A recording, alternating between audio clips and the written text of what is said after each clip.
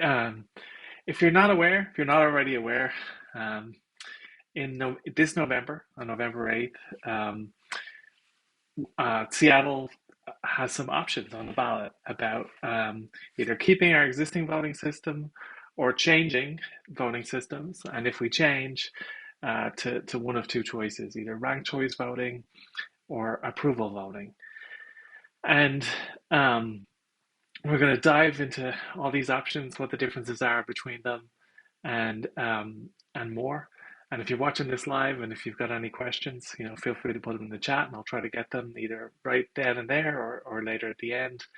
And if you're watching this later on YouTube or something, put questions on YouTube anyway. I'll try to get to the comments every so often. And I'll probably do further, shorter versions of this later over time. So questions really help get things more refined. It's interesting to know what people are curious about. Uh, the you know the upfront summary for kind of everything I'm going to tell you about is um, I personally think we should definitely vote yes to using a new voting system, and I'll explain why and the differences, and as we go through this, that means voting yes on initiative 134. And then I'm going to try as fairly as I can to lay out both ranked choice voting and approval voting. My summary for ranked choice voting is that I think it promotes compromise and coalition between candidates. It's certainly been widely tested over a century in use in different places. And it's been legally tested and well proven in the US as well. Um, approval voting, which is the other alternative, I think it promotes consensus and consensus candidates, and we'll dig into what that means. Um, but it can be a little divisive in practice. Isn't as tested either electorally or legally. But I think you can still come away from everything I'm going to go here and think approval voting is the one you actually agree with the most. And I'm going to stack the deck a little. Actually, I'll tell you in advance some of the examples we're going to go through. Approval voting makes the biggest difference out of those examples, and actually probably some real world examples if we look at Seattle's electorate.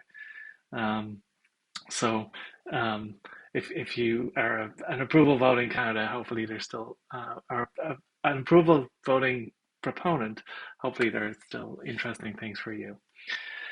All right, so up front, why am I talking about this? What sense does that make? Um, you know, normally here on my Twitch channel, I'm talking about software development or distributed systems or things like that.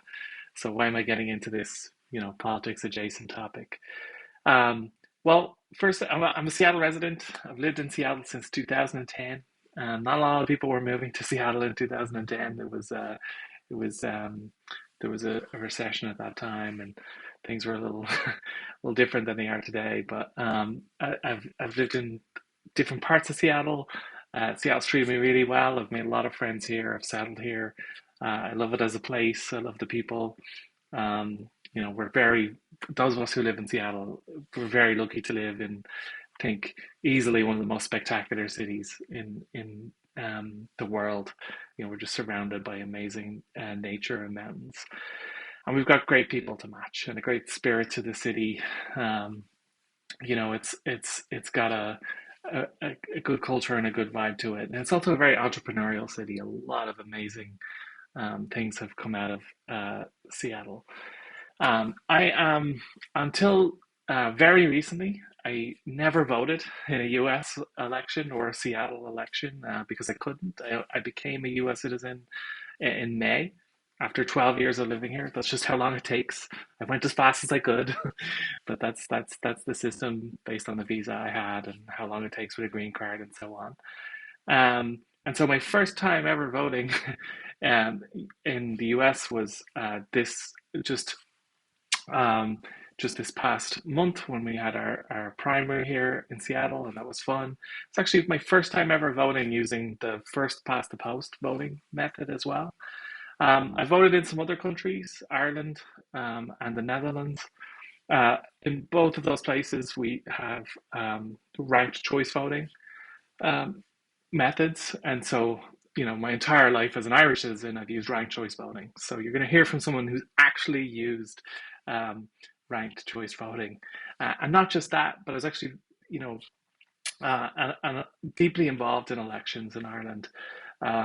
With my my background, you know, I grew up in a working class part of Dublin. Probably the most similar neighborhood in the US would be South Boston. Um, you know, not too well off a place. High levels of unemployment, like 90%, and not great voting participation rates either. And we were a very underserved neighborhood. And a good friend of my family ran for election as an independent councillor in Dublin. And my family, we were always very active in helping with that election, and you know, canvassing on doors and all the rest to try to convince people to vote somebody local to represent us in the council, so that the neighborhood would end up being better served. And that worked. He got elected several times over. But through that, I got to go and be an election monitor, actually go to the electoral counts and see the votes being counted and participate in that, and also, you know, do things like help adjudicate, you know, spoiled ballots or potentially spoiled ballots, you know, where it wasn't clear who someone had voted for and so on.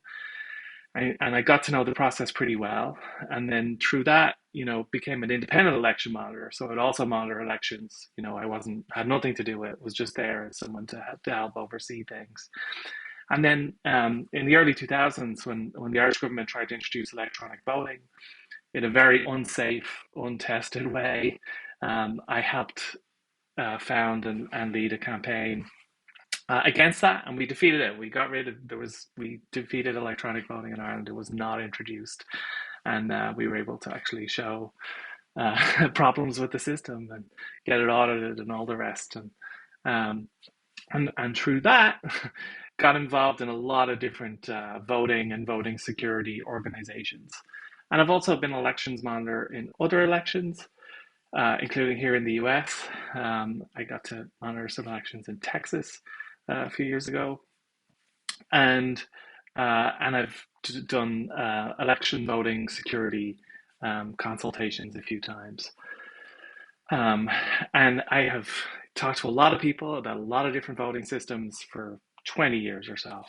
And this summer, when I saw that Seattle had introduced um, this proposal that we might change voting systems, I was like, oh, cool! Finally, something I really know some stuff about. Let's got me excited, and here we are. I'm trying not to bring any kind of political bent to all of this. As with anything in politics, um, and as we'll see, there are always accusations that there are, like, you know, larger forces behind anybody who's trying to influence anything at all in these spaces. Um, and I don't know what to tell you. No one's paying me to do this. I'm just really interested in the topic. If you're curious about my background or my politics, I don't really map too well into the US political system. The only candidate I've ever maxed out on donating to was Elizabeth Warren, and kind of mostly politically aligned with her, I guess. But there's plenty of her I disagree with. So I don't know if that gives you much of a mapping.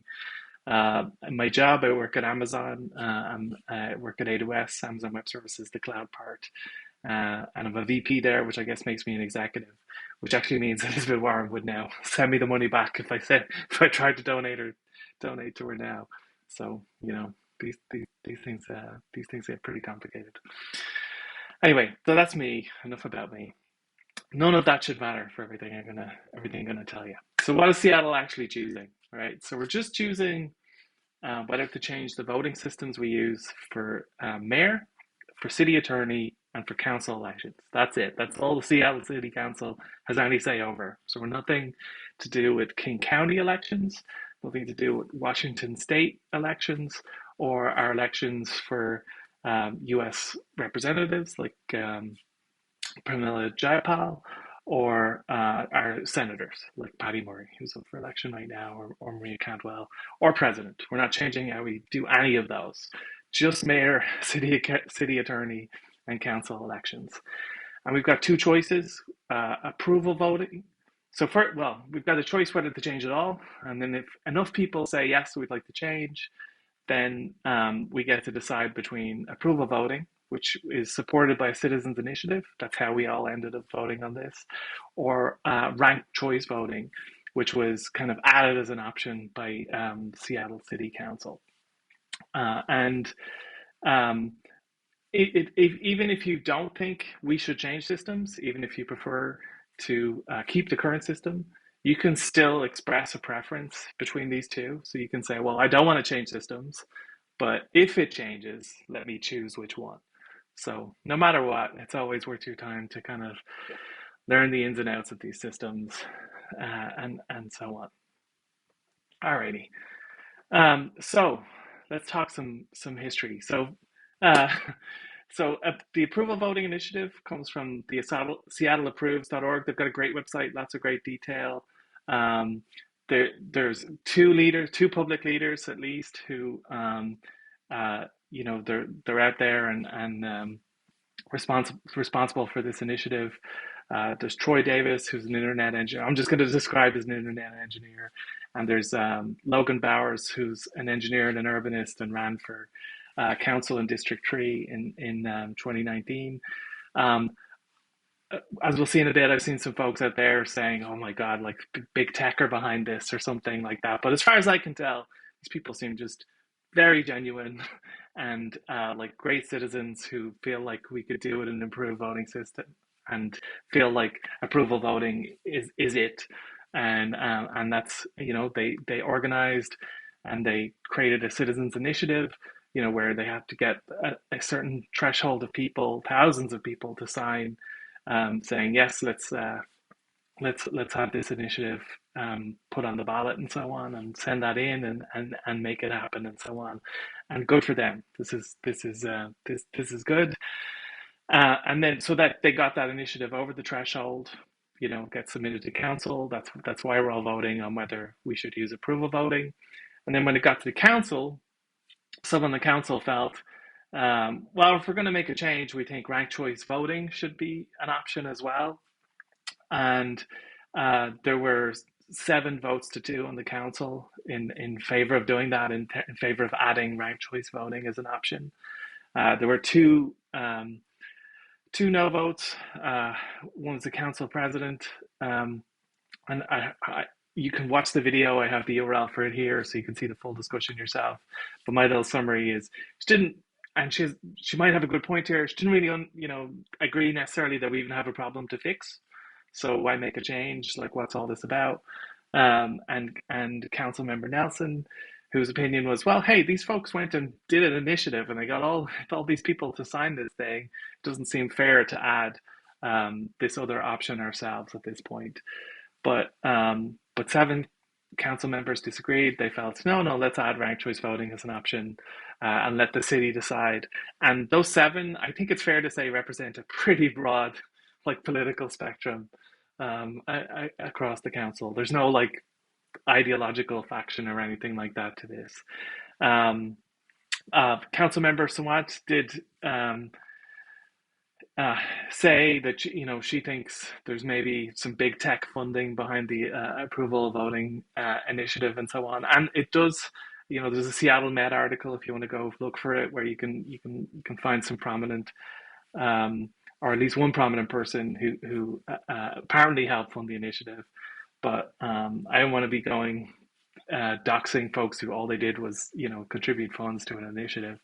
So, but to me, it just again seems like folks who, they think it's a cool system and they want to promote it, and there's not too much wrong with that. I wanted to give all this background just because I know people like to know where things come from and who can be behind things. The US has a political system which can be just dominated by money. Um, there's a lot of corruption in the US political system. It's very, very different than what I was used to before. But I think in a case like this, the voting systems we're talking about, everything we're doing in Seattle, none of this really matters. Like, all we have to really think about is which system is best, and that's really all that should matter, I hope, for everybody who cast their ballot. All right, so no matter what, there's some things that won't change, right? In Seattle, we're still going to have easy and convenient voting by mail or drop box. Like we'll still get our ballots in envelopes, just fill them out at home and mail them in or put them in a drop box. Seattle is still going to use a totally open, nonpartisan primary, where basically all the candidates who are up for election are just they're all put in the primary, and the best are selected and put forward into the general election. That's not going to change. We're not going to do it like many other cities or states. Um, uh, there's and the top two candidates from the primary are going to proceed to the general election. So we're not changing that. All the changes are just about how we decide who the top two are in in the primary, in the first round, basically. So those votes that go out in the summer before a November election, that's what we're talking about tweaking, and what might change. Um, it's and then as normal in the general election in November, the city just picks the ultimate winner from a choice of two, and whoever gets over 50% wins. Um, it's kind of as simple as that.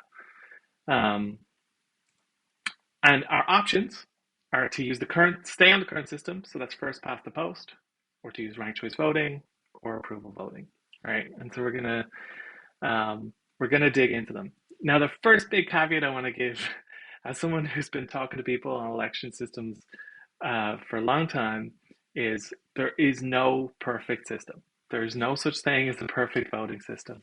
Every voting system has corner cases, and so on. And in fact, if you talk to voting system nerds, often they'll bring up something called Arrow's theorem or Arrow's paradox, and they'll point out, oh, no voting system can be perfect. And I'm here to tell you, just roll your eyes at those people. Like, don't pay any attention to them, because that doesn't mean that some voting systems aren't way, way better than others, right? Um, Now, the real world outcomes can always depend on electoral dynamics, societal dynamics, how the media influences things. There's all sorts of things that go into what generates real world outcomes in real world elections. But it's still the case that some voting systems are particularly bad, and some voting systems have particular strengths, and we're gonna see some of that. And um, I think that that's important here. So one little spoiler that we're going to go through the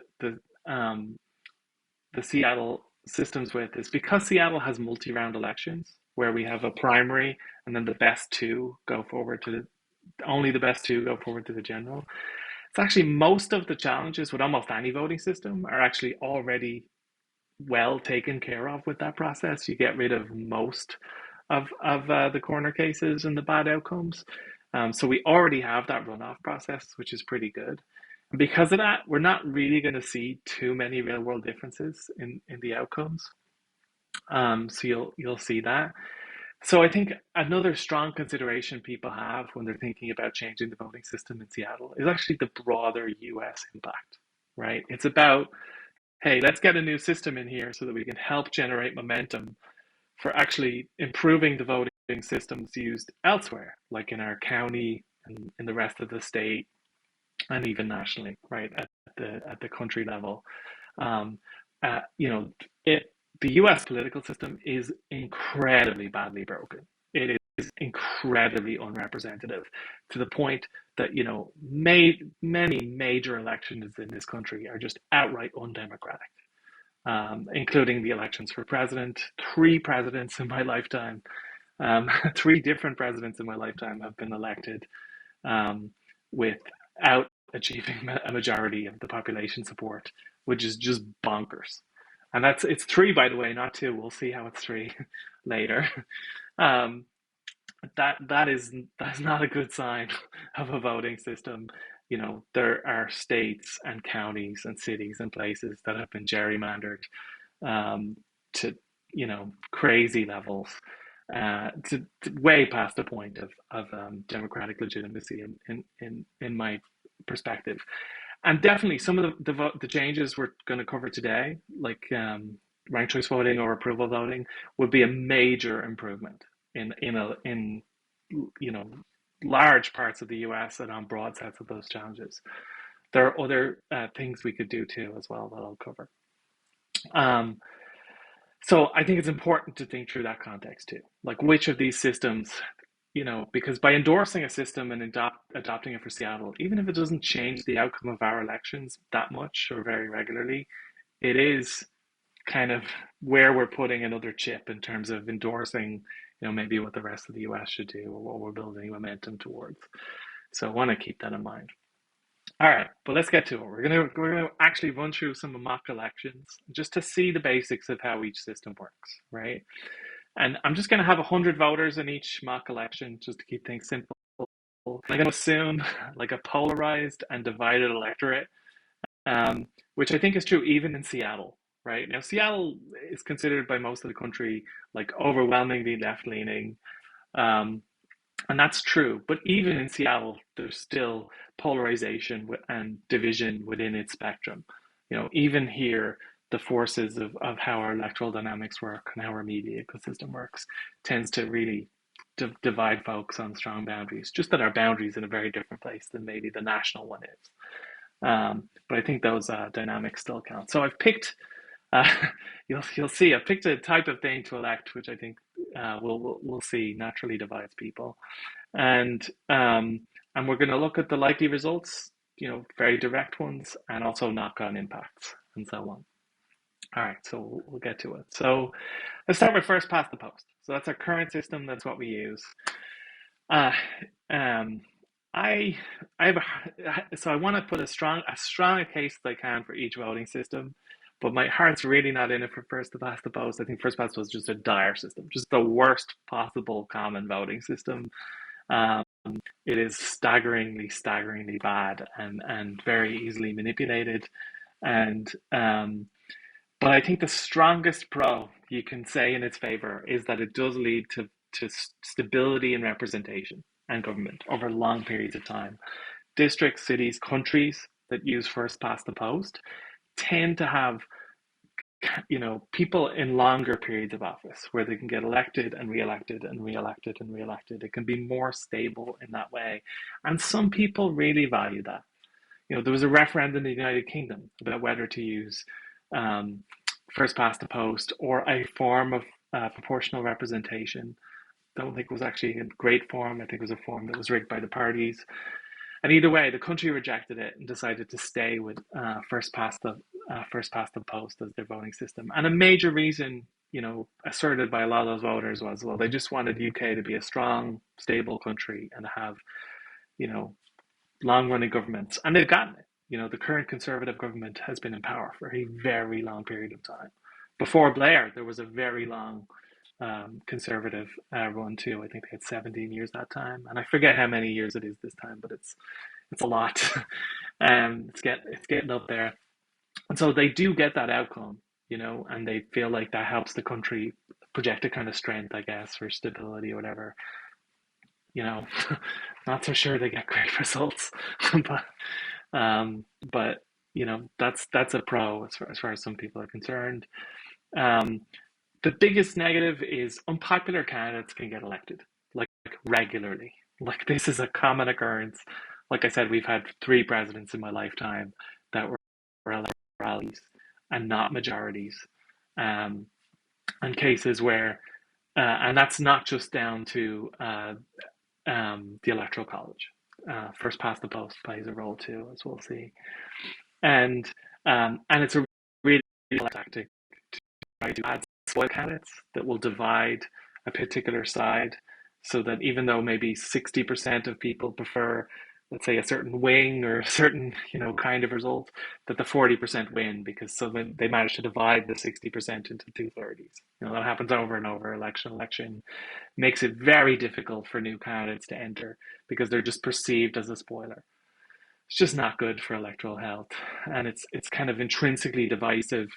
No real incentives for compromise or consensus. It's a complete zero sum game. Candidates have no incentive to really collaborate. They just, basically want to throw each other under the bus.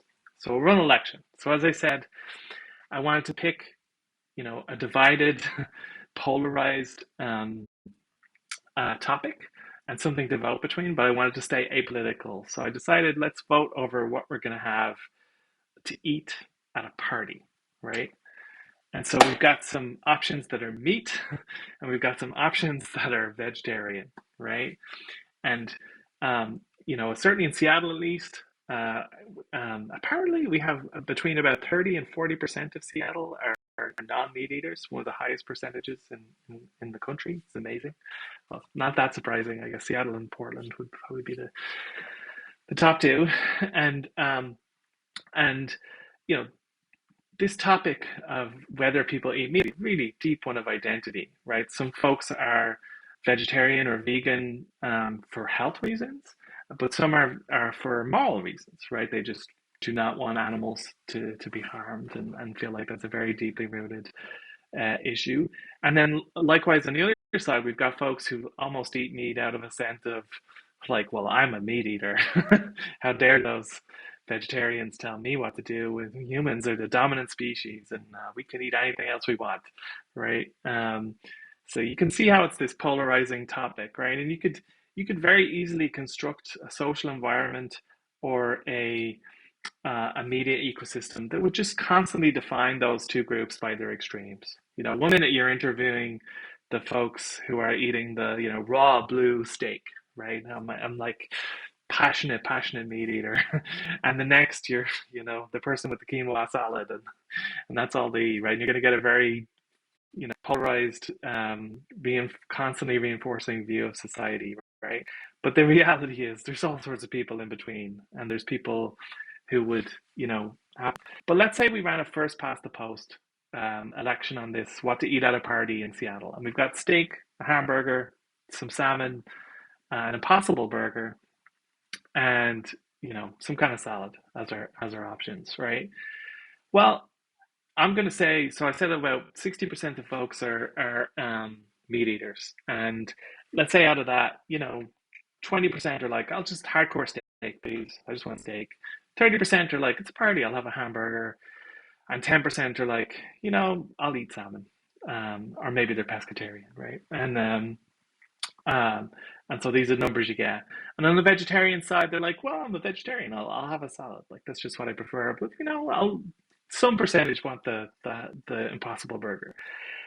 And I don't think it's unreasonable that things would work out like this, where you could easily get a plurality for the salad of all things. Because vegetarians, they're going to lean towards the salad option at a much higher rate than the meat eaters are going to lean towards any one particular option in their bucket.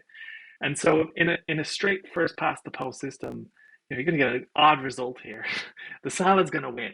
It got the highest total plurality, right? Even though there were more meat eaters than than there were vegetarians, right? And but that's what got the most votes. That's what won. Now, if people were ideologically split a bit between being meat eaters and non-meat eaters, this is going to feel like being a very unfair, unrepresented result. But there's 60% of meat eaters. How dare we not get our representation and so on? And you're starting to get a feel, like just from this example, like how divisive like a first past the post system is because of this winner takes all property, right? It is not good at finding these middle ground options in situations like this. And this happens all the time in real world elections. Now, if we were doing a one round election, like most countries use, like this would be it, we'd be done. Now, here in Seattle, like much of the US, we run a two-round system. So we actually don't do that poorly here because we put the top two options through to the next round. Actually, what would happen is we pick the hamburger and we pick the salad, and would both progress to the next round. And my guess is the hamburger would win. You'd get more people voting for the hamburger than for the salad. And that's going to make the most people happy if they are divided about this. Now, this is a more democratic outcome, it's a more representative outcome. Two rounds did a lot for us here. It actually fixed probably the worst issues with first past the post in terms of spoilers being able to split um, that plurality faction. So it's a major improvement, but this is still pretty divisive. Like this, you know, yeah, you got a hamburger, but like 40% of people can't eat. They don't eat meat, right? So is it a great outcome?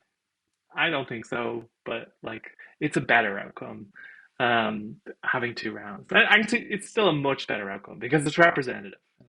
It's more representative of the populace. than a single round system was. So, um, so the next system we're going to go through is ranked choice voting, right? So what's the difference?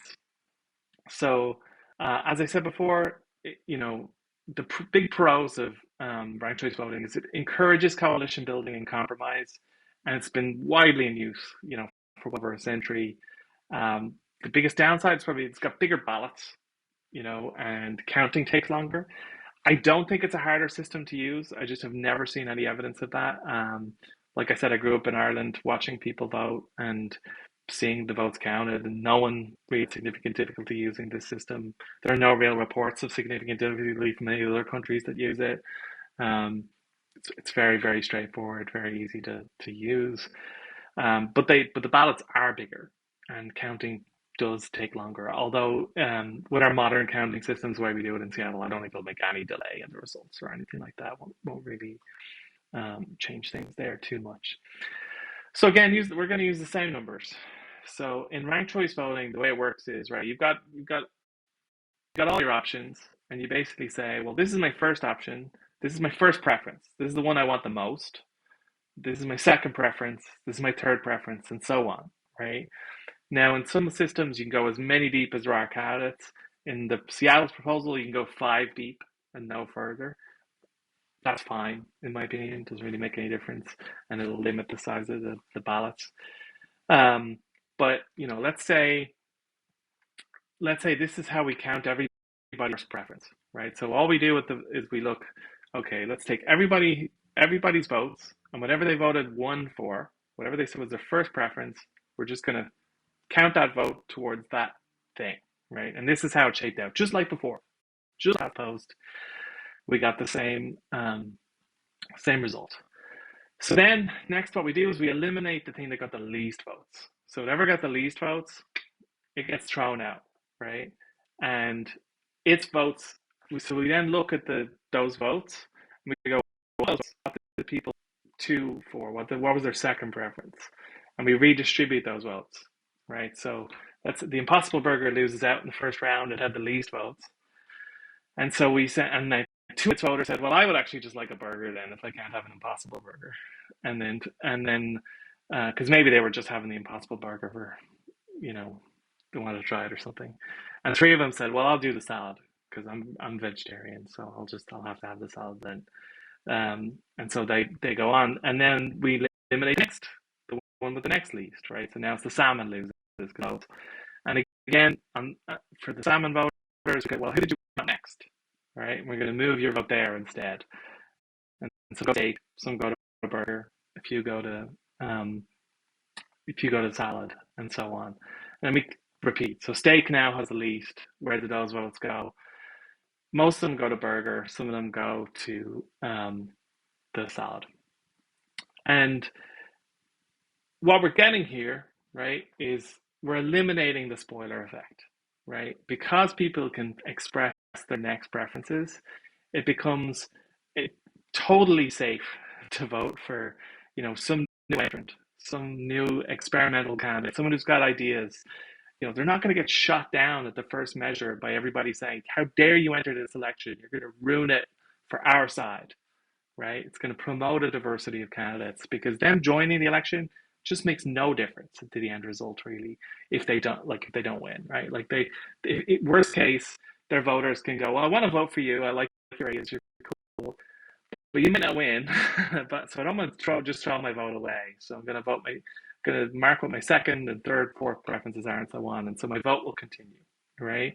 And by the way, their vote only counts once in this system, no matter what, right? You don't get two or more votes just because you express these preferences. Like your candidates have to get knocked out before your vote ever gets transferred to someone else, at least in a single seat system like this.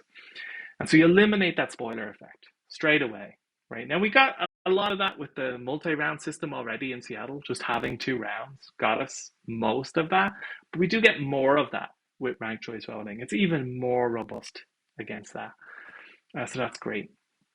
So that's cool. This is our final result. And so Australia, Ireland, New Zealand, Northern Ireland, Scotland, a bunch of countries use this system. Very near identical to how Seattle's going to do it. Maine, Alaska use the system at state level. It's a little different there, but and San Francisco and Oakland use it at the city level. Now, beyond just preventing the spoiler, there are some really positive effects that this system has. So, I think the biggest is that it creates an incentive for candidates to cooperate, collaborate, and form coalitions, right? Because a candidate, it's not just a winner takes all like zero sum game, quite the way first past the post is.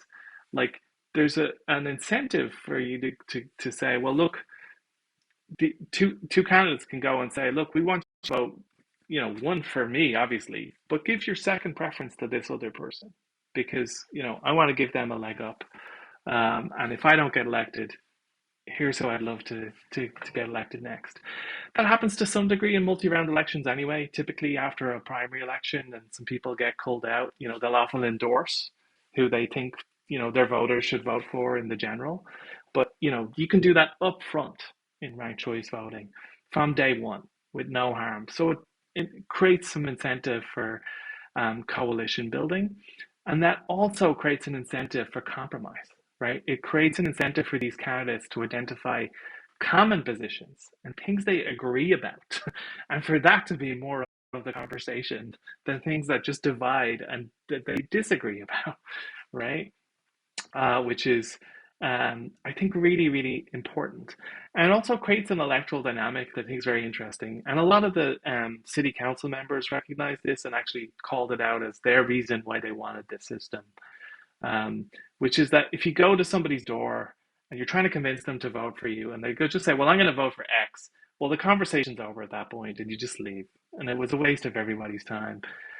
But if instead you go, okay, great, give your vote to X, but give your next preference to me, you can have a conversation, and conversations are just great ways for everybody to learn from each other and develop their positions and to have this feedback loop going with the electorate and to just build a more representative democracy through like literal conversations and interactions between people. And ranked choice voting also creates some really strong incentives for that. And I've seen that in action many, many times. I've knocked on many doors and had those conversations. And like I said, I think if it creates more conversations where we all talk about what we agree on, which I think is something we just lack in US politics. So let's look at some real world ranked choice voting elections because why not? Some have been in the news, and I've had people asking about them already. Very recently, Sarah Palin lost her election in Alaska, and that was using ranked choice voting. And I just wanted to very quickly go through that because it's a little bit of a way to see it in action. So the first thing I want to point out is the Alaska system is not the same as the Seattle system. The Alaska system is kind of the other way around. In Alaska, they have a straight up first past the post election in the primary, and then the top three go through to the general. And the general election is where they use ranked choice voting between those three candidates. I think that's not an effective, really terribly great way to use ranked choice voting, but that's what they did. That's what they do. And and if you're wondering why they had a general election now in like August, September, it's because it's a special election to replace Don Young. And actually, they'll all get to vote again on the same position in November, which is kind of crazy. But there you go. And so in the primary, there were a lot of candidates, but there were three clear leaders. Nick Begich, I don't know how to say that, and Sarah Palin and Peltola, and there was just clear ground between those three and the others. So I think basically no voting system would have made any difference at all in what the top three were, and the top three were always going through. And then in the general election, because there were three candidates, that meant there were just two rounds of ranked choice voting. But Mary Patola topped that in the first preferences. She got over 40%. So she was easily leader, would have won in the first past the post system. And ranked choice voting, well, we eliminated the lowest candidate, which is Nick here. And then his votes get distributed, right? So what are his voters' second preferences? And even there, more of them went to uh, Mary Patola than Sarah Palin. So he chose to vote across party bounds rather than vote for Sarah Palin, which I can understand. And and you know, Mary Patola ends up winning, but really, ranked choice voting wouldn't have made much difference here. First past the post would have gotten the same result. There's a lot of folks out there already on certain sides of the political spectrum saying basically ranked choice voting is terrible and unrepresentative and somehow gerrymanders against Republicans or somehow here. And Sarah Point's way of coming at this is, well, like 60% of people voted for a Republican, so we should have a Republican. But that's crazy. Like that's not how things work. Like people express their preferences, and they clearly preferred, um, Mary Peltola over a Republican. Right? What representative democracy is and should be, and parties don't own votes. And a common disease and sickness in every democracy I've ever seen is that parties begin to think they own those votes, and it's not a healthy way of thinking. Anyway, that's what happened in that election. Don't believe any of the FUD out there about RCV based on the Alaska election. Now, another point I want to make is that it is a bad mistake to ever try to think about using voting systems to engineer outcomes. You don't look at the electorate and go, well, what magic voting system would produce the result I like? That is gerrymandering. Like, it's just gerrymandering of a different kind. That's not how I think about it. No voting system is ever going to generate consistent results leaning any particular ideology or anything like that over time. Democracies respond to the systems that we're all a part of, and everything's an ongoing conversation. And I just want to bring like a big example out here, which is if you look at the 1992 presidential election, so you had Bush, who was the incumbent, but unpopular, and Bill Clinton won that election and then went on to win another term. We had Ross Perot as a spoiler candidate, effectively. And if you look at the polls from time, there is an incredibly strong case that if we used ranked choice voting or almost any voting system other than first past the post, that Bush would have won. That more of Perot's voters would have preferred as their next preferred candidate it go to Bush than to Clinton, right? And I think it's fair to say Perot is also generally to the right, if you can call it that, of Clinton. So there were more votes to his right than his left, and Clinton was elected with a plurality. He did not get a majority in that election. Like, there, speaking to Seattle voters who heavily lean, Democrat, like, don't think just because it's RCV or something like that it would always go your way or whatever. Like there will be outcomes that go the other way, and that is how it should be sometimes, because that's what democracy looks like.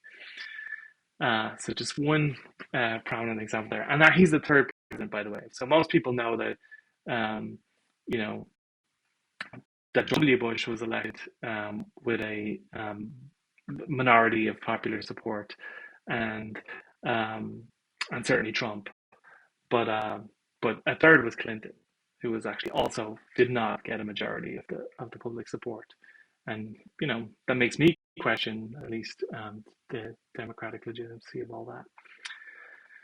All right, so alternative voting. So I think a great advantage of alternative voting is the ballot's really simple. Just lay out all the candidates and basically vote for every candidate you approve of, right? So you actually can have more than one vote in this system, right? You can vote for all the candidates if you want, though that is pointless and equivalent to not voting at all. So you're better off being selective. Um, so you've got, maybe 10 candidates on the list. Which ones do you like, basically? And just, say you approve of them. That's what you do as a voter. And then we just add up all those approvals. And after that, it's kind of like first past the post. The one with the most wins. Really, really, really simple.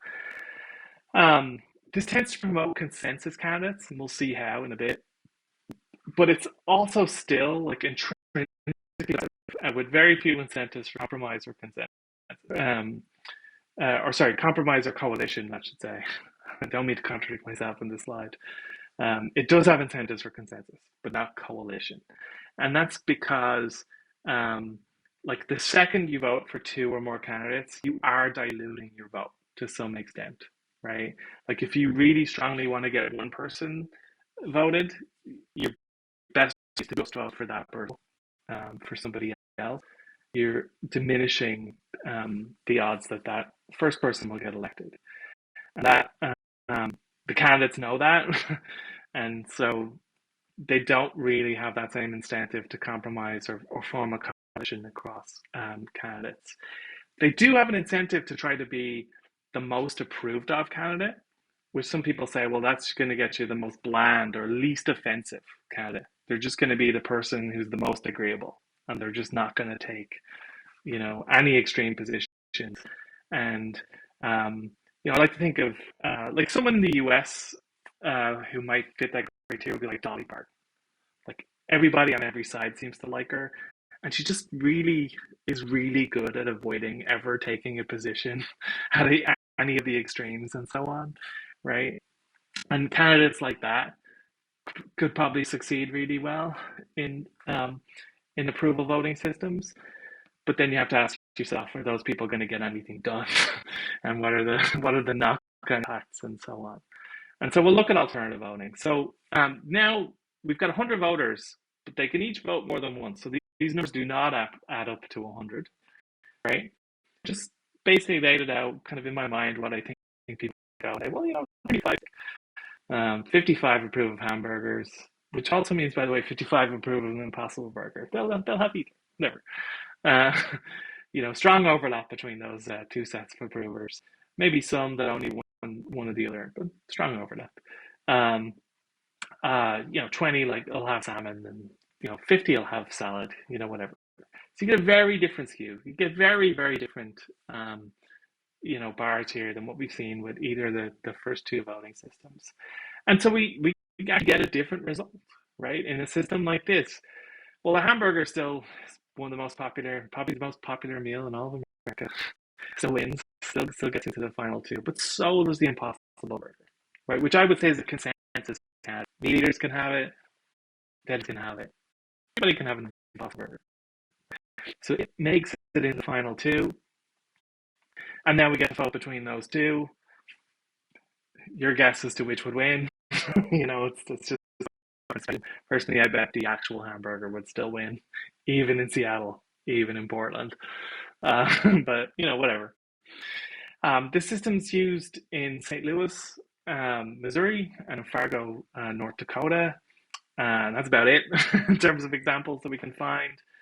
The highest example I could find of where people approved of the most candidates is in the most recent election in St. Louis, where on average people have approved of 6 which basically means about 56% of voters expressed like two approvals, or maybe it was like 50% expressed two approvals, and then a smaller percentage expressed three approvals, and so on. But either way, it added up to 1.56 on average.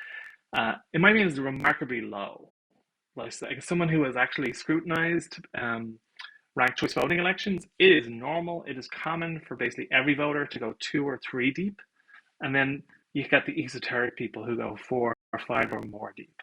But like not even getting to 2, that is very low in my opinion.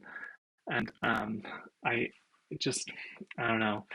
And like I said, your second choice can undermine your first, right? So by voting for that second choice, the voter kind of loses, it doesn't have much fidelity in this system. You don't really get to express my intent. I don't get to vote that I think this person's better than that person.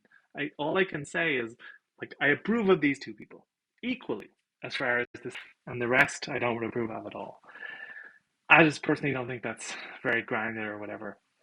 And so, just from the coverage, from some of the reports, um, I think there's strong evidence that the candidates view this system as kind of basically a winner takes all model, no incentive to form coalitions. We've got a quote here from a Fargo mayor saying, basically tell everybody only vote once and vote for me. You know, another candidate saying the same thing.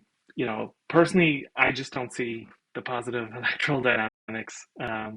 But um, but that's me. You know, if we look at the actual numbers, so these are from the most recent um, St. Louis election. Um, you can see that like these top two candidates, Cara Spencer and Tishwara Jones, you know, their totals add up to more than the electorate, to over 100%, 103% of the electorate, which means some voters approved of either person to become mayor, right? There's no like distinction between their votes, but but you know, Tashara got the most votes and was ultimately elected. I don't see a strong difference here what the post would achieve and what the outcome was. But as we'll see later, I have one example where an electoral election in Seattle might actually change based on using approval voting. So we'll see that. And so actually, we'll do that now. So we're going to look at Seattle elections, and I wanted to pick the real world numbers from just some contested, divisive elections, as divisive as elections ever really can be in Seattle to see. So one of the most recent mayoral race, um, which was a divisive election, I think, in Seattle. The most recent city attorney election, which made national media because Seattle elected a Republican as city attorney, which is extremely unusual. And the 2019 District 3 race, both because one of the proponents of approval voting participated in that election, but also even before I knew that, I had picked it because I think it's genuinely the most divisive Seattle race every time, basically because Council Member Swant is elected in that district, and good for her, by the way. I personally don't have a problem with her gaining representation in Seattle, and I know and meet plenty of people in Seattle that I think are well represented by her. So you know, even if I don't agree with her, I don't see that as a bad outcome, or you know, something undemocratic in the Seattle city or whatever, that she gains election. Even you know, going to with her. Um, so let's look at the mayoral election first. So we're just gonna look at the primary because that's all it would be changing, right? So so we had all these candidates in the primary, and um, we essentially had, you know, two clear leaders, right? We had Lorena Gonzalez with 32% and Bruce Harrell with 34%. And pretty big gap then until you get to Colleen Echohawk at 10%. The differences of this magnitude, it is really difficult for almost any system to overcome in practice. I personally doubt any of the voting systems would have made the slightest difference in this race. And in all cases, Bruce Harrell and Lorena Gonzalez would have progressed to the primary. That's just what I see looking at these numbers. Like the transfer rates you would have to get to all accumulate to Colleen Echohawk are just beyond realistic in my experience. You'd have to get like an 80% skew of all the remaining votes going just to for even to be in the running and eventually overtake Lorena Gonzalez. It's not going to happen. And I don't think approval voting, just looking at the names and familiarity with the positions and so on, would have changed the skew in here. And of course, in a real world election, when you change the system, you might get different candidates too, right? So it's not a perfect thing. But I think with the Seattle mayor, I don't think any difference. I think that's pretty easy to see. City attorney. So the city attorney race is interesting because we only had three candidates in the primary and then only two in the general. It's effectively a ranked choice system anyway, right? You're basically doing one round and then the second round. So it's really easy to see what ranked choice voting would have done. At least if these were held on the same day, right? In reality, of course, there's a few months between the two and people can change their positions and so on. Actually, that is what happened. But in the primary, these candidates were fairly evenly split, right? We had Ann Davison get 32%, Nicole Thomas Kennedy get 36%, and Pete Holmes, who's the incumbent, get just 30%. And so Pete was knocked out, right? He lost it in the primary, did not progress through to the general. And this is close enough that a system probably would make a difference. Now, ranked choice voting, it wouldn't make any difference because he'd still get knocked out at that point, right? Done. But in approval voting, I think there's a really strong chance he would have stayed in this race, and basically Nicole Thomas Kennedy would not have. And that's based on saying, well, look, if we got 1.56 approvals per voter on average, just like that highest result in just like that highest result in St. Louis, I think it's reasonable to say a good deal more of the Nicole Thomas Kennedy voters are going to approve of Pete Holmes than of Ann Davidson, just basically on party ideological grounds, right? Because Ann Davidson's a Republican, and a lot of folks in Seattle will just go, well, look, they're Republicans, they're completely unfit for office, and just on that alone, and they have allegiance to this party of fascists to deny elections and all that stuff, right? And just such a big barrier and mental block that I think it's reasonable to speculate that like a good chunk more of NTK's voters would have put their approvals on Pete Holmes than the other way around. And so I just think Pete Holmes would have gotten more approvals ultimately um, in the way these things skew. And also more of Ann Davidson's approval. So Ann Davidson's voters definitely would have approved of Holmes at a higher rate than they would have approved of NTK. I think that's like even more solid ground. Just if you talk to anyone in Seattle, it's pretty easy to figure out. So I reckon the result here would have been Ann Davidson still would have topped, would have had the most approvals, but that then Pete had the second most, and the general would have been between Ann Davidson and Pete Holmes. And then in the general, when it's between those two, I don't know. I don't know how you speculate who would have won. I think I don't know how to do that. That's too far. There were a lot of electoral dynamics in this race. NTK had a solid lead going in. She had 3-4%, which is just over the kind of polling margin of error. It's a solid enough lead. You should be able to keep that for a few months. But there were a lot of electoral dynamics. There was more media coverage of her subsequent to that, and things kind of fell apart, and ultimately Ann Davidson ended up winning the general. But this is a race that could have changed. Well, like I said earlier, if you want to work backwards, your outcome is like, well, at all costs, I want to get a Republican, never have a Republican in office, so we should change voting systems. Like that's a crazy reason. Don't vote for approval approval voting or ranked choice voting or anything for that reason. That strategy won't work for you over the long term. But it's interesting that in this race, it probably would have made a difference. You can make an argument that Pete Holmes maybe was the more consensus candidate in this case. I don't know. A lot of people seem pretty unhappy with his performance, and there's a reason he pulled the least in the primary. Well, we'll see.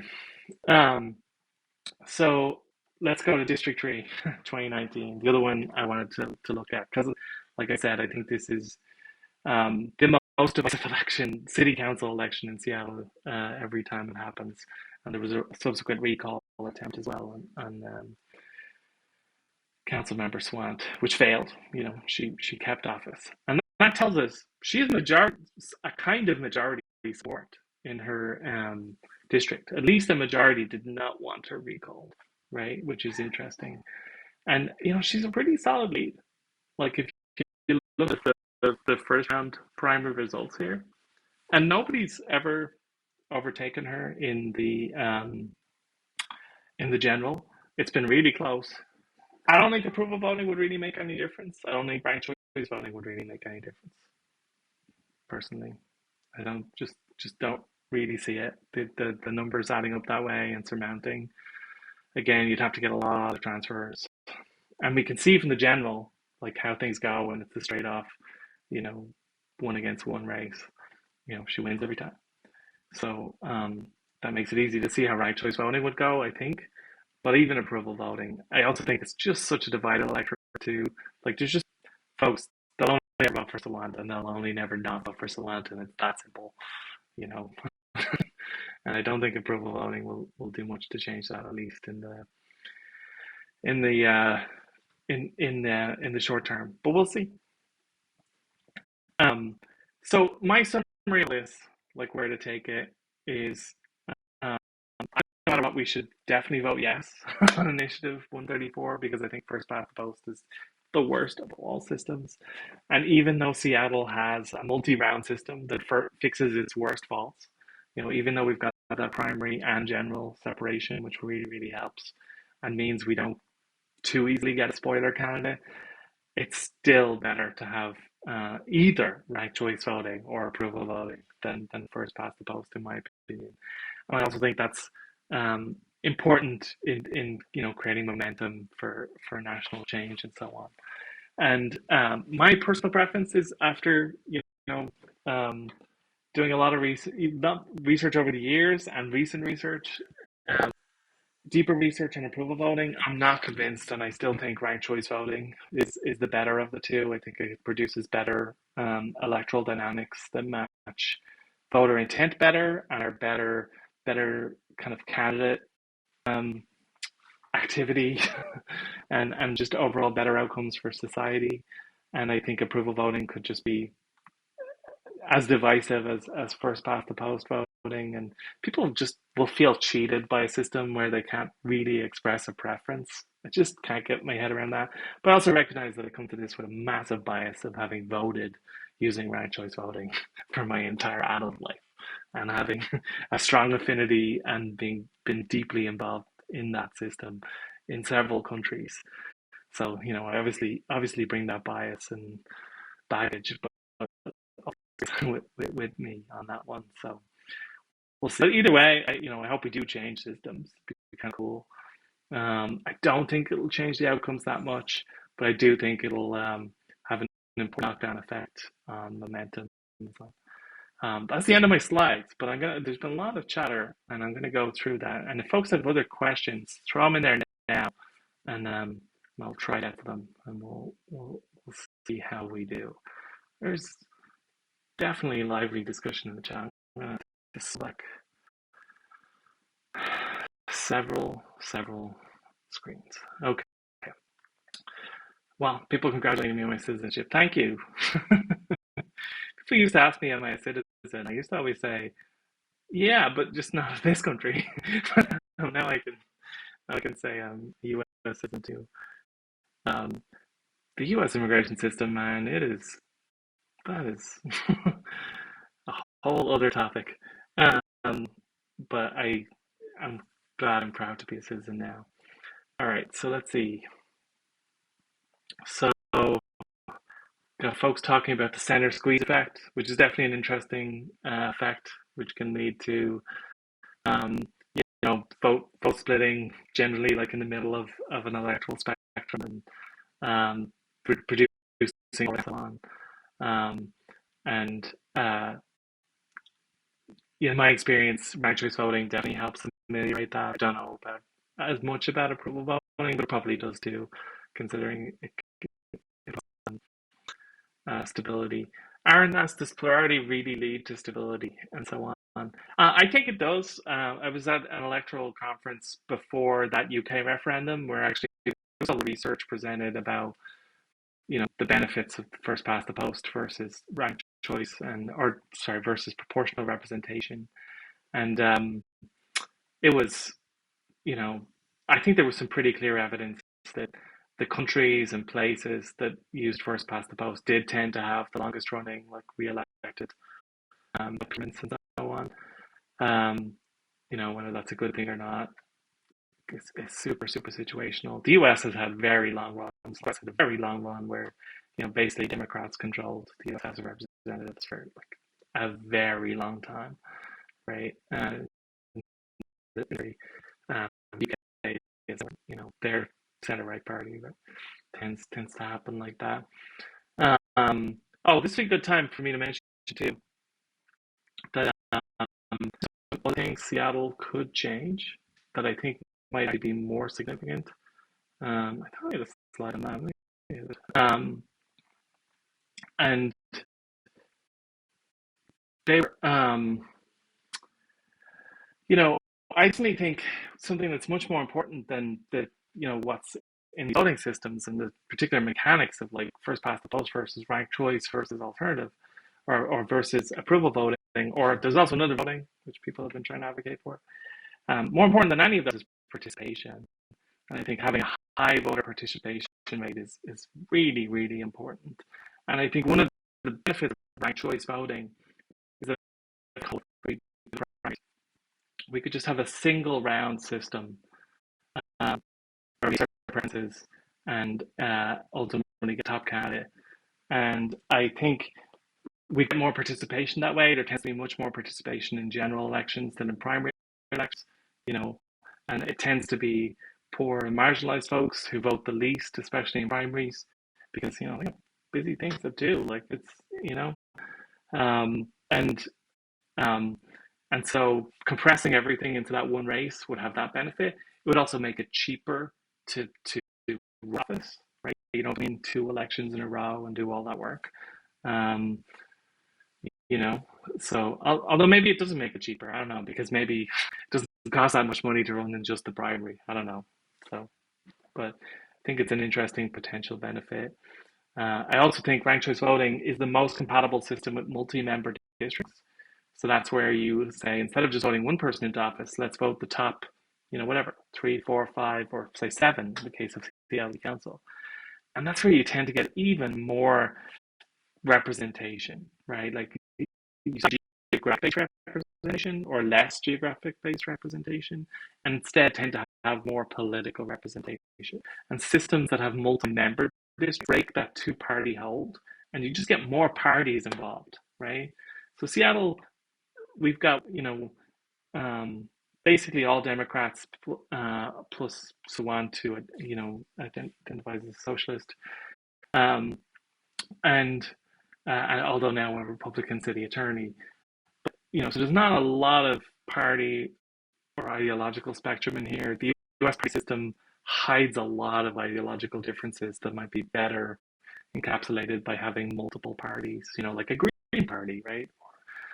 A Liberal Democrat Party, or a more or neoliberal party, and a religious conservative party or a business conservative party, and so on, right? But we don't get that, and so we just get these two big, very broad and divisive parties. If we have multi-member districts, you tend to be able to get more of those parties, and I personally think that'll be a very positive outcome. And that's another reason I think choice would be the best option, because it's another stepping stone to that. Sorry, I forgot to talk about that. All right. So let's see. So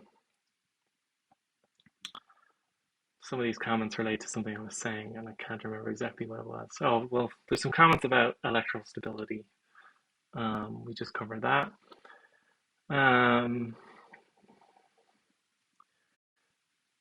It's people just commenting about how they're surprised by what some of their representatives over a lot of years. Aaron points out that truncated ballots can make a big difference, and that's not trivial. Um, I think that's kind of true. So I said earlier that Seattle is limiting things at five preferences. You can't go deeper than five. You can't say what my sixth, seventh preference would be, if there's seven candidates, or all the way up to 10 if there's 10. In Ireland, you can. You can go as many deep as there are candidates. We just write the numbers in with a pencil.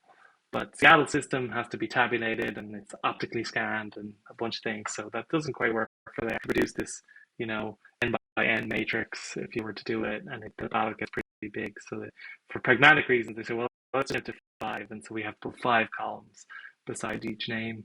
In my experience, looking at votes, it is pretty rare to see people who go beyond 5. Like, you do get some folks who go all the way down, but it is tiny. Um, if you go and look at the Irish electoral records, the number of votes or elections that have been decided 5, 6, 7, 8 rounds after the final candidate is elected, because that's when you start getting into 6th, 7th, 8th preferences, I is minuscule. I've never seen one. It's important to note here, that's not, so people often make this mistake and say, well, look, I saw this election and it took 8, 9 rounds before all the candidates were elected in a multi-member system. That does not lead to counting folks 8 and 9 preferences. Does not mean that at all, because in a multi-member system, we're knocking people out each time, and we're only distributing their second and third, preferences each time. So you actually just don't make as much progress through the depth as you might think. And we also, when people exceed what's called a quota in a multi-member system, they have a surplus, and that surplus has to be distributed. So you can get 8, 9, 10, 11 counting rounds deep and still not be further than about 3 or 4 preferences deep in any one person's ballot. It's just this easily misunderstood, very particular thing about the system. Um, I have never seen an election decided, personally, a real world election decided by like something that deep on a ballot. It's just, and by the time you're down there, like you're basically subject to chance. By the time an election is being decided by a handful of votes, like that day's weather had as much impact as anything else. Like those candidates are basically statistically identical, as far as representation and democratic legitimacy are concerned, or at least I'm concerned. You know, this notion, like whoever got exactly one more vote than it's kind of like a mental trick. And, but it's not how I think about elections, because, like I said, someone gets in a car crash and their way vote, it's less legitimate because of that. No, it doesn't make any sense. Right? Like it's just not how it is. By the time a race is that close, it's anyone's game, and like there really should have been more distinction between the candidates. Um, anyway, let's see. Um, and burning conservative voters got a worse outcome by ranking their favorite first. I don't know about that one, but I'll have to look at that. I presume that's Burlington, Vermont, and maybe not Burlington, Washington. Oh, maybe. I'll look. Um, we'll see. Um, and then someone saying, "Well, didn't that happen? Isn't that what happened in Alaska?" And like I said, I don't think that's what happened in Alaska. And again, if you come to it with that fallacy of like all the parties around the votes, solutions like that. Um, um, Someone says, "Well, isn't that property of coalitions between candidates unique to multi-member districts?" Um, I kind of thought that a lot of that is just due to multi-member districts, that because the candidate sees that, well, look, more than one person's going to win this district, so I can form a coalition. It's not as simple as winner takes all. That was a huge part of it. But that's not what we saw in San Francisco or Oakland, where even in those single seat elections, we saw coalitions forming. Still arises. And it rose in Ireland too in single seat elections, like our election for president. So we only have one president, and we vote for the president using ranked choice voting. And Mary Robinson, the first woman president of Ireland, was elected using ranked choice voting, and she did not win the first round. First round was Brian Lenihan, who was basically the Fianna Fáil. He got the most votes. But then the third candidate, Austin Curry, was knocked out, and one more of his voters preferred Mary Robinson, and so she was ultimately elected. It's a pretty good example. And there was effectively coalition forming there. The Fine Gael folks and the Labour folks, Mary Robinson was for Labour, basically said vote for the other, but don't vote for the Fianna Fáil guy. And you see that, coalition stuff forming. I should say too, by the way, this, like, just because you get that coalition making doesn't mean that like the system somehow magically becomes immune to like ideological polarization, or the politics of populism and all those things. Even in Ireland, which I think has made enormous progress politically as a country, like it's transformed since the 80s in particular to become a very modernized country that's very progressive, um, and is I think a really great example of democracy working. Is prone to these things. Currently, the most popular party in Ireland and the one with the most seats is Sinn Féin, who are a nationalist and I would say populist party, who I think a lot of people doubt would govern well. We'll see if it ever happens. Um, you know, Coalitions in the other parties so far, I think, but I don't think that'll last. So we'll see. Um, all right. Some people interested to see if some candidates might change their strategies next time. I'm sure they will. If we have different systems, I'm sure they'll change strategies. They'd be fools not to. Um, let's see. people speculating that basically people were voting for anybody but Palin, which I think is true. I mean, she's a lot. There's a deep contingent who just consider her toxic. Um, oh, I think I said something other than approval voting at some point because everyone's like, "Did he mean approval voting?" I'm sure I meant approval voting. Sorry. Um, I did call it the alternative vote or something like that some few times. It's just a different system. Ignore that. Um, let's see. Someone saying, "Well, Dolly has helped more kids to read than probably any other American." It's, yeah, Dolly Parton. She's a great person. She's done a lot of good for the country, um, and I'm a big Dolly Parton fan, musically especially. But I'm just saying, like I think she she's an amazing communicator and a very good person at like straddling those boundaries and appealing to all sides very, very well. And it's just the kind of person I think would get a lot of support in something like an approval voting system. But then I'm also not sure would be an effective politician because the second you're in office, you have to take positions and do things. And there are decisions to be made and things that have to happen. And if you just have a bunch of centrists, um, I don't think you're going to get effective government, and that effective governance does depend on intention, and um, and sometimes there are zero sum games in the decisions that have to be made. I think if you're the kind of person that strongly wishes for a kind of technocratic politics with a large center that's kind of decided and they're not in much dispute, which I think is important. Like I think a country would be better with that, and a lot of countries that have that are better for it, because then they can make more progress on things that really matter. I think that's achieved through things other than the voting system. I think that's mainly achieved through eliminating money from politics. That's probably the biggest thing, and and then having strong non-partisan institutions like a stronger independent judiciary and a stronger independent civil service and so on, and even things like sectoral bargaining and stronger kind of union, um, but without the like individualized incompetence and without true convenience in the US can become as crazy as the political system sometimes, because of how unaccountable this can be.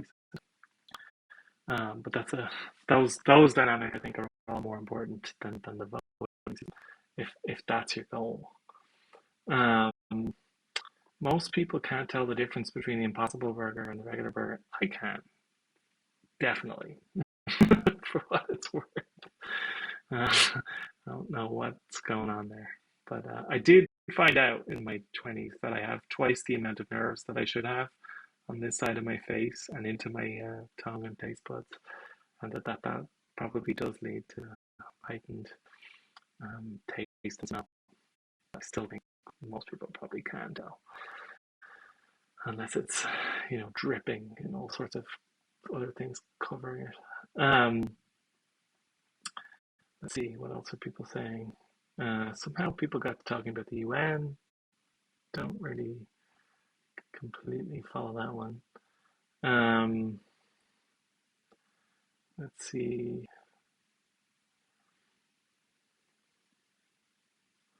Yeah, so someone's saying it is interesting that you can say I like somebody more than somebody else when you compare ranked choice voting versus voting.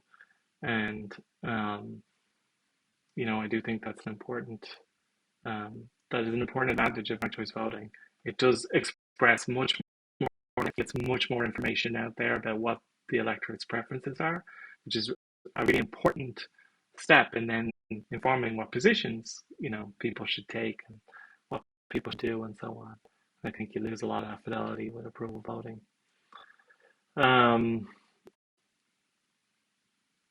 Let's see.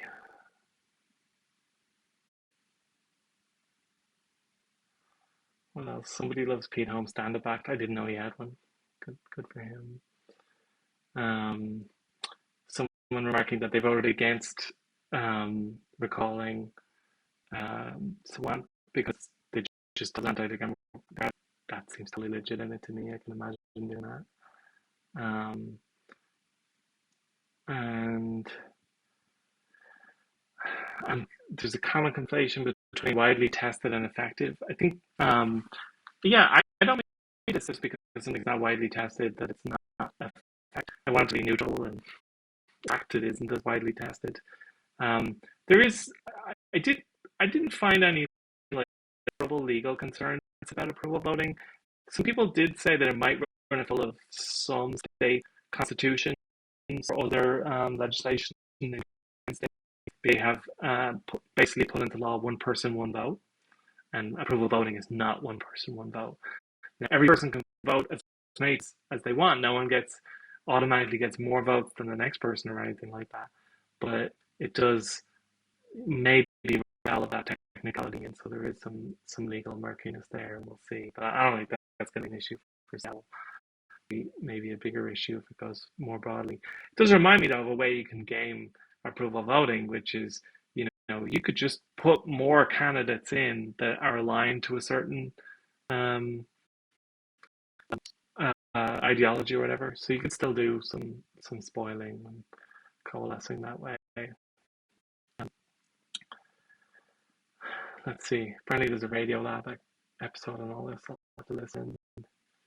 And oh yeah, good news about Washington State. We have consistently have high voter turnout, the largest in the country, because of universal mail ballots. Yeah, I'm still not 100% there on mail ballots being a totally good idea. I don't think we've perfected that yet, for what it's worth.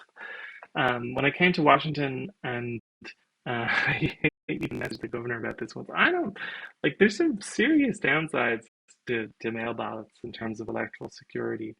You know, obviously, selling is trivial, and that's not good. I don't think that's a serious problem though, and it, can be prosecuted if it's ever found out. But I think voter coercion definitely happens. And I think there are families that vote together at the kitchen table, and you know, there's some looking at ballots and some leaning on people and stuff like that. I don't think that's good. And I think you know the act of physically going to a ballot station and having some privacy is actually a pretty important security measure. Now, say it's worth trading off to get the higher participation rates that we get. Maybe it is, probably is, but I'd still love to see some counterbalancing for that security. Love to say, love to have a way where somebody can anonymously, or not anonymously, sorry, but like can after the fact have their ballot invalidated or something. Can go, hey, I was made vote a certain way. I'd like to feel like a do-over before the deadline. Um, but that's got its own practical challenges too. But that's that's one thing I don't like about now. That's something I wish we'd think a bit more about. We'll see. Um, let's see. Feels like inflation between ranked choice voting and single transferable vote here. Um, Pretty much any single member system can add some math to make it a multi-member proportional method. Approval voting is no different. So yeah, so approval voting system with multiple candidates, right? You could just say, hey, 5 positions, the top 5 get in, done, right? That is nowhere near as representative as what a ranked choice voting system will produce in a multi-member district, and that's pretty well studied. And that's because ranked choice voting, when you get to multi-member districts, can also distribute surpluses. And approval voting, you can argue, kind of has that built in, like it's automatically a surplus because you can just approve everybody you want. But that's where you start to get some pretty different results when you start doing simulations. And as far as I know, I don't think anybody's ever run a election multi-member approval voting. But I'm not sure. Um, you are saying how hard is it to rank choices really hard. Stuff about multi-member. Does the voting system choice affect voting system supply chain? Do some vendors provide OCV systems? I don't know. I mean, I think So firstly, I think electronic voting is completely illegitimate and totally unsafe. I think if you are, I think um, if you are voting at an electronic machine, I think that's the only case where that might be a good idea is if it's to assist folks who otherwise wouldn't be able to vote in private at all, right? So some folks who, you know, maybe they have mobility or side issues or, can't fill out a ballot easily. A machine could be a good aid, but that machine can then print a ballot that they can hopefully verify and then just submit a printed ballot. If you don't have a printed paper ballot, your election is worthless as far as I'm concerned. There's just no way to verify that the inputs are um, worth a damn. There's just so many ways and so many steps in which the inputs and outputs of a computer system may not be correlated. It's safe. So in terms of are there electronic voting vendors and so on that like support it or not, I don't care. Don't use them. Crazy. That's a whole other bucket of problems. In Seattle, we have printed ballots. Any printer can print these things, and then we've got optical scanning to scan them. And the ballots have been designed. It's pretty good optical scanners. They're super flexible.